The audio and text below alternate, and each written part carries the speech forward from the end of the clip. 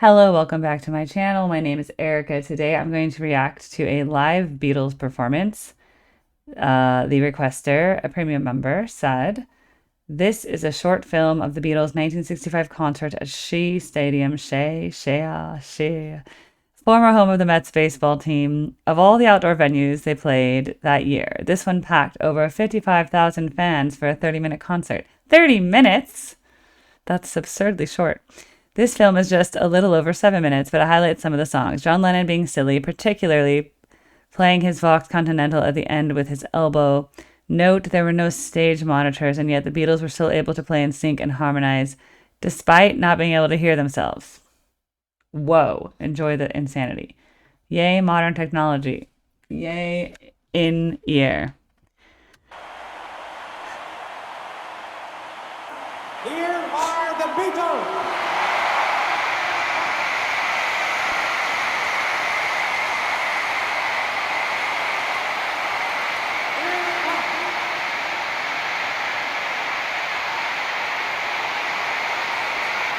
Wow.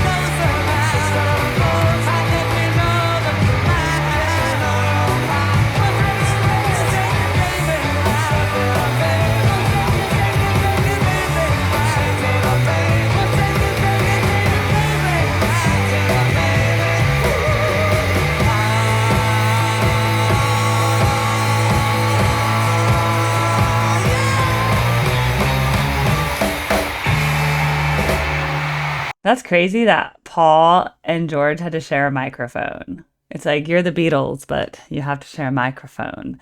I've never seen John Lennon without glasses, so that's interesting. Ringo is a baby.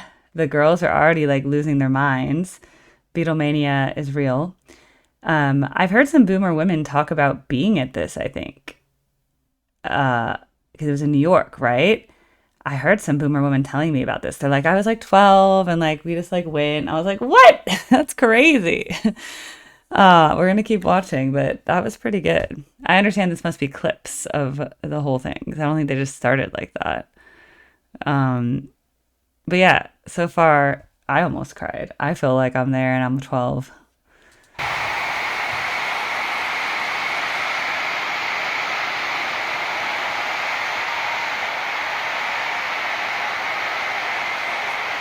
Can you hear me?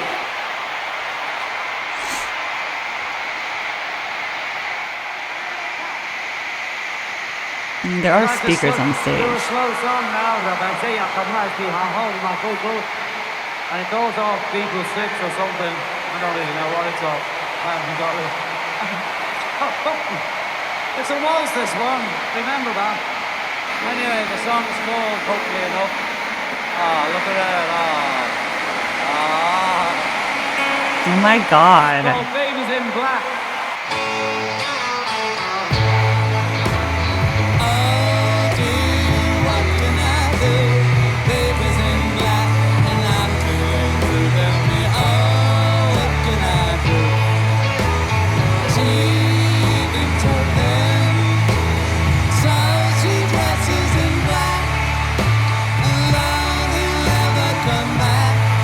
Dressed in black. Oh, do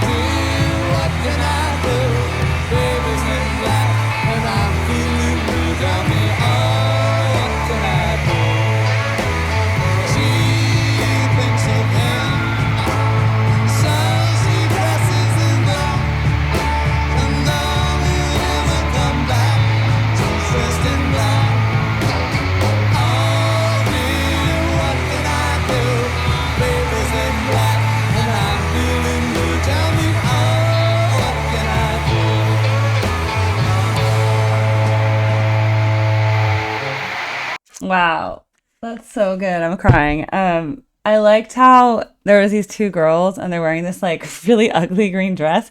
And I could just tell that their mom sewed it for them and there's like sisters and the mom sewed the same dress for both girls. And then what they used to do back then is they'd sew like the bigger size for the older sister and then the younger sister would have the smaller size and then when she grew out of that one, she would wear the same dress in her sister's size. But I was like that's so um it's something that most people don't do anymore, but like my grandmother sewed all her own clothes. Um, she would just look at she'd go in the store and like look at the clothing on the mannequin and she'd be like, okay, she'd like sketch it out and then she was able to just design her own pattern. Like I'm like, what? That's such talent. And then my mom can sew as well, pretty well. My mom and her friend made her own wedding dress, but my grandmother was a very good seamstress. And my great grandmother in Europe was a seamstress by trade, actually. Before they came over, she was a seamstress by trade. That was very important back then because they didn't have manufactured clothes like we have now in China and in the sweatshops of Los Angeles. I took an entire class called Race and Class in Los Angeles at USC. And it was a lot about sweatshops in Los Angeles and how they get paid by piece rate. They're piece rate workers. So it means like you only get sewed like how pants is worth, a pair of pants is worth X, a shirt is worth X, a pair of whatever, a sock, you know. So you're paid for how many pieces you produce, not per hourly wage. Believe it or not, I'm still paid as a piece rate worker for fitness classes. It's a way they get around all paying all our prep time. So it's like I get paid as a unit. Like I've completed one unit of class. Therefore, I get paid for that class and not by the hour. All right, to the next Beatles song in this amazing show where like girls are climbing over the fence. They couldn't even. I was just at a fish at Fenway, which is called Fenway Park, apparently, not Fenway Stadium. People are very offended by that. I'm like, guys, one, it's good rage bait. If you say something slightly wrong, it makes people upset. I go, Fenway Stadium. They go, it's Fenway Park. Good rage. It's good rage bait for YouTube shorts. Okay. Now, no. We were seated on the field and they had just a barricade in the front. The Beatles, they couldn't put girls on the field. They would have all just swarmed the stage. So they had to keep them up in the stands. And that way they could catch them if they did climb over, which is quite impressive for like a 13, 14, 15, 16-year-old girl to like climb over a barricade and outrun security. So yay. Next. She's fainted. Next song we like to sing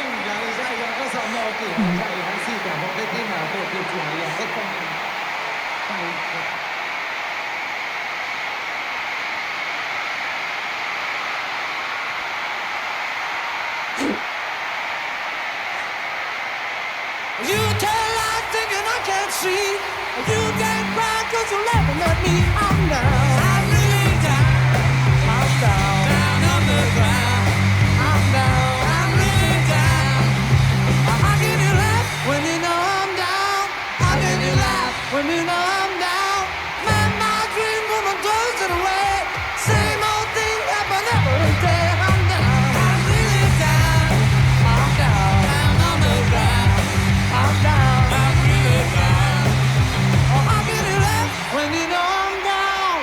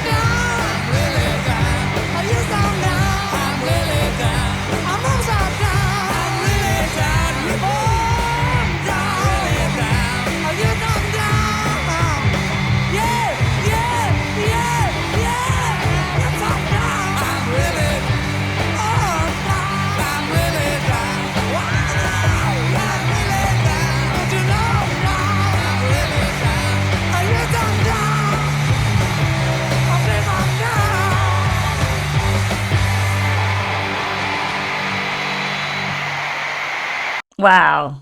Um, I like that a lot. And also, like, I really think the girls went a little crazier for Paul McCartney singing lead. Like, I think they went a little bit more. Like, they love John Lennon. Look, John Lennon has that, like, raspy voice that's so, I don't know. I always just think of Shake It Up Baby and his scream on the album, and it's all hoarse and stuff because he was, like, already losing his voice recording that. But it's like a harsher quality voice, and Paul McCartney has like a sweeter voice, and I think the girls just go crazy for it. Also, that whatever that keyboard instrument was, some Vox thing, we're pre-synth in this era, some electric organ, Rhodes, I don't know what that is, but then it's like John Lennon playing that. I don't know, he could play that, and they switched around the configuration.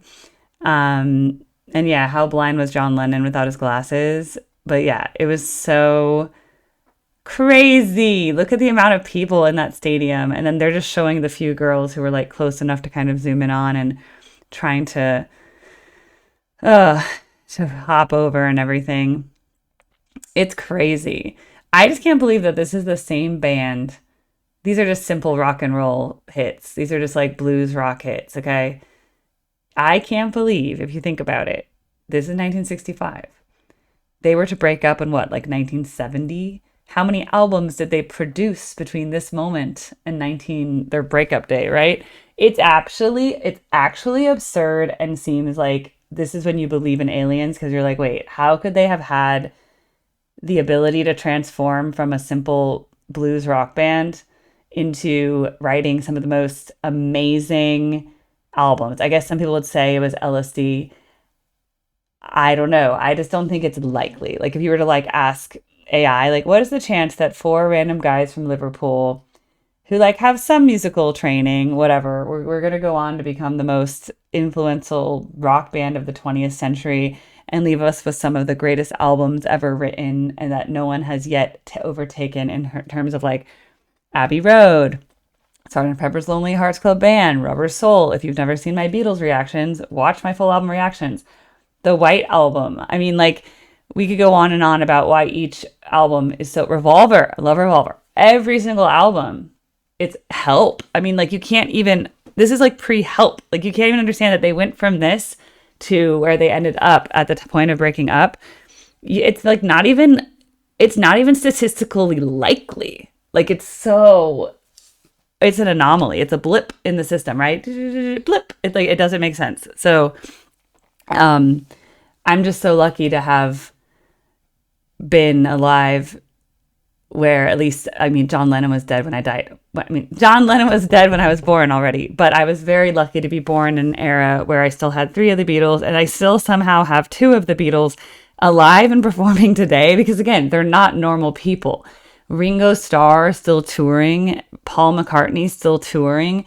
It doesn't make any sense. And by the way, I saw Willie Nelson and Bob Dylan perform this year live, and they're not it. Like, I mean, they were, was Bob Dylan ever a good singer? Probably not. He's hanging on. But like Paul McCartney is still a very vibrant performer, and so is Ringo Starr. And again, that is not normal either, because most people in their 80s, or are they still in their 80s? Like, they cannot do that. Like, it's not normal. Okay. So there's something paranormal, right? Bring in Art Bell. I don't know. It's just not likely. Even the other great rock bands who we love and who had amazing recording careers and touring careers, they didn't do the same amount in such a short period. And imagine if they hadn't broken up when they broke up. It's almost like they had to break up because it would have been too much had they kept going at this rate. Like, it's like we weren't ready for it. So anyway, I like that. And those are the kind of amazing things I get to do when I let my members take control of my channel, essentially. One, it allows me to be lazy and not have to come up with content, which I appreciate as a busy mom and working person. But also, it's just, I like it because you guys have more knowledge than me typically, because most of you are older than me and you have more knowledge. So I get to be educated in my own way. And then you get to, we get to discover it together and talk about it. But I like it because it's like, I don't have to and I don't want to ask AI. That's stupid. I'd rather ask you guys. I think individual people, speaking of individuals, a man yesterday who's on like a cross country road trip, in his 70s. He found my social media, and so he knew my band was playing, and he came to my band, One Man Gone, not my band, but the band I play with that does Grateful Dead music. And he showed up, and then he gave me a Jerry Garcia doll. I'm not going to grab it right now, but it's like this old like rag doll, whatever. But he's like, oh, I want you to have this. I'm starting to get rid of stuff. I'm like, don't get rid of stuff so soon. You know? But he's on like the summer trip of a lifetime. Like he'd never been west of Penn State because he's from Vermont, and he's going across the whole country and staying with family and stuff like that.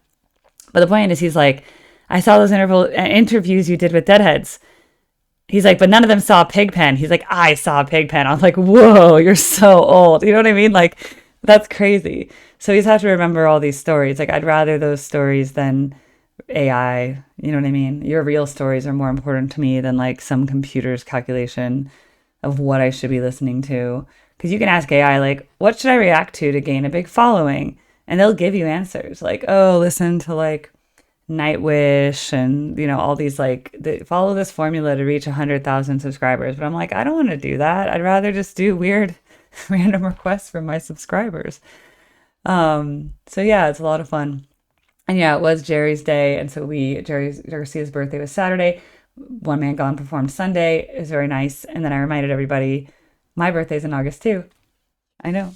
So I was like, it's my birthday month as well. Thank you very much.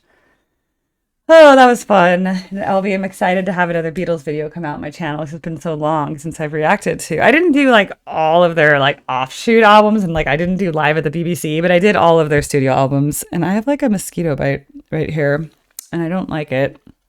I'm always afraid I'm gonna like get some very strange mosquito-borne illness. But yeah, that was fun. All right, thanks for watching, and please, no, I have the Jerry Garcia doll. It's just in a bag over there. I don't want to get it right now. But I'll show you guys the Jerry Garcia doll when I do something Fish or Dead related. But for the Beatles, I don't want to bring out Jerry Garcia in this video. We just have Yoshi's. Also, they on the plane home, they had the Mario Galaxy movie, and that's the Mario movie. But they actually debut Yoshi in that movie because he wasn't in the first movie. So it was kind of cute. And you see how silly Yoshi is, and he's like this dinosaur thing. Okay, thanks so much. I'll be back. I'm still live, by the way, but those who are watching just the Beatles, I'll see you guys in the next video. Please subscribe. Please comment. Were you at Shea Stadium? Someone corrected me. Shea. Were you at Shea Stadium for this performance in 1965? Yeah, it's totally possible because my parents are born in 1956. They could have gone, and there's tons of people alive born in 1950 still alive. Tons. So yeah, you could have easily been at you would have been 15 years old. 14 years old at Shea Stadium, and you might have been there. That's kind of cool because the Beatles barely performed live. So it's like, oh, I saw the Beatles live. So, yeah. Oh, someone calls me an in-betweener. I'm not a boomer and I'm not a Gen Zer, so she's unique. I can incite both music. Yeah, no, it's true. I'm a millennial. That's what we are. Millennials are like, we came of age in the beginning of the internet era, but our childhood was non-internet. So what's cool about millennials is we had a childhood that was like running around, but then we got the internet around middle school or high school. But then we didn't get smartphones. I didn't get a smartphone until after college. So I was completely smartphone free for my formative years. And I think that's important. Whereas Gen Z was raised on the internet and social media as kids. So I was not. We just had MySpace, but it wasn't really a thing. I mean, like you didn't have to have MySpace to be socially relevant. But yes, that means I had a childhood of freedom without technology, which was really nice.